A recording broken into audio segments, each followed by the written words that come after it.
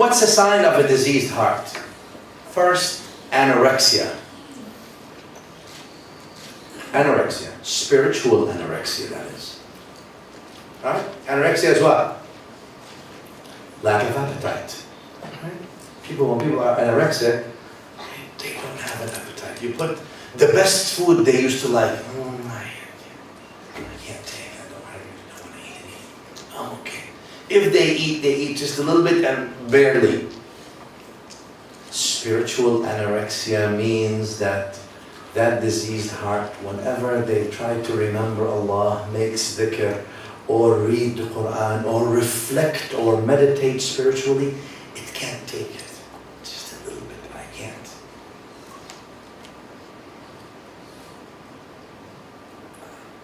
It's too much. There's that spiritual anorexia there. They're okay to remember anything else. They're okay to do anything else. But when it comes to Allah's dhikr, they're anorexic. When it comes to giving alms or charity or sadaqah, anorexic. They're willing to do it, to give for other things that are even wasteful. No problem with that, no restrictions. But to deal with the Creator, to establish that relationship in your heart with Allah subhanahu wa ta'ala, to love Him, there's anorexia.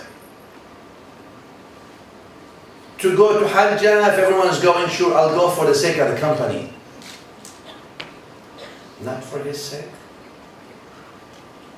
You're going all the way, not for His sake. Not so you can be close to Him. And let me, the company is nice, the ustad is mashallah very nice, and the group is excellent, we'll be in 5-star hotels. First is anorexia. So I'm saying these things so we sort of self-diagnose ourselves. When we have spiritual anorexia, that's a sign that the heart has some disease. It's not coming to the Creator subhanahu wa ta'ala with pleasure. Remember the Prophet ﷺ used to say to Bilal radiallahu anhu when the salat time comes, "Oh Bilal, call for the adhan. Arihna biha ya Bilal." That's our raha, that's our comfort zone. And sometimes the salat becomes a burden for us. Why? Ritual. We've detached the heart already from it. Even when we say Allahu Akbar,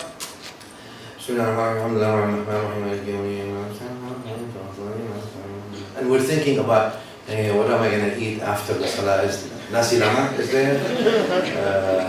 What's going on? How is the tea? Is the chai okay? Oh, that food they made was terrible. And you're saying, Alhamdulillah. Do you see now the dissociation between the heart and the mind? The mind is reading. You're reading perfectly. MashaAllah, your tajweed, perfect. 10 over 10, 100 over 100, no problem. You're saying it even like, Alhamdulillah, everything. But the heart is singing a different tune altogether. The heart is not present with Allah. The heart is not saying, Alhamdulillahi Rabbil Alameen. Your tongue is saying, Alhamdulillah. Alhamdulillah is what? Thankfulness, gratitude. The first thing in Islam is an attitude of gratitude. Right? Bismillah, Alhamdulillah.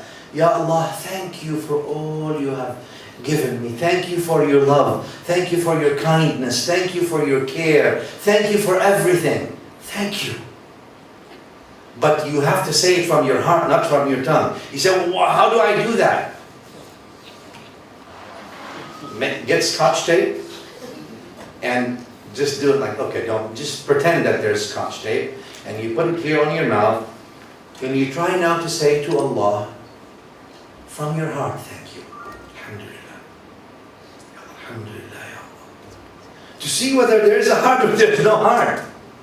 You have to check for your heart. Do I have a heart?